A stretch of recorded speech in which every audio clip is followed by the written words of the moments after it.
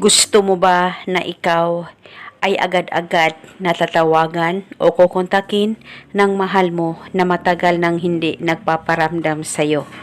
Lalong-lalo na hindi ka na niya kinakausap kahit hindi naman kayo hiwalayng dalawa, pero ikaw ay baliwala na sa kanya. At ikaw ay hindi na talaga niya kinakausap.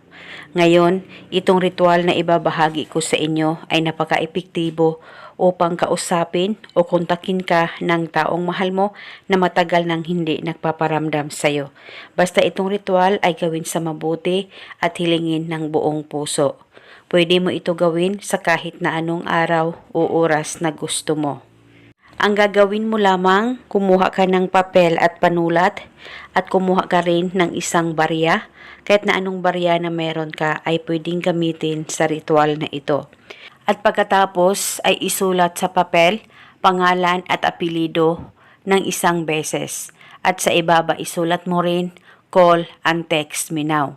At pagkatapos mo na itong masulat, ay kunin ang barya at ilagay ito sa gitna ng papel na may nakasulat na pangalan niya.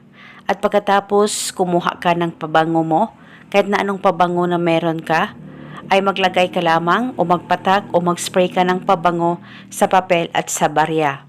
At pagkatapos mo nang malagyan ito ng pabango, ay balutin mo ang barya sa papel na sinulatan mo ng kanyang pangalan. At pagkatapos mo na itong mabalot, ay hawakan saglit ang ritual, pakaisipin mo siya, mag-focus at mag-concentrate ka at ibulong mo ang mga salitang ito. Pangalan at apelido sa tulong nitong barya. Ngayon mismo, ako ay tatawagan at kukontakin mo.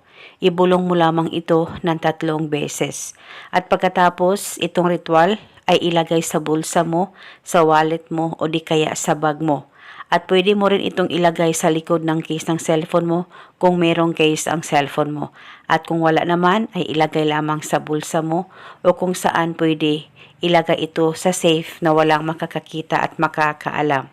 At paniguradong isa itong paraan para kontakin ka o tawagan ka o kausapin ka ng taong mahal mo na matagal nang hindi nagpaparamdam sa iyo. Basta tiwala lang. Itago o dalhin itong ritual hanggang kailan mo gusto. At eto muna sa ngayon, maraming salamat po sa panonood. May God bless us all.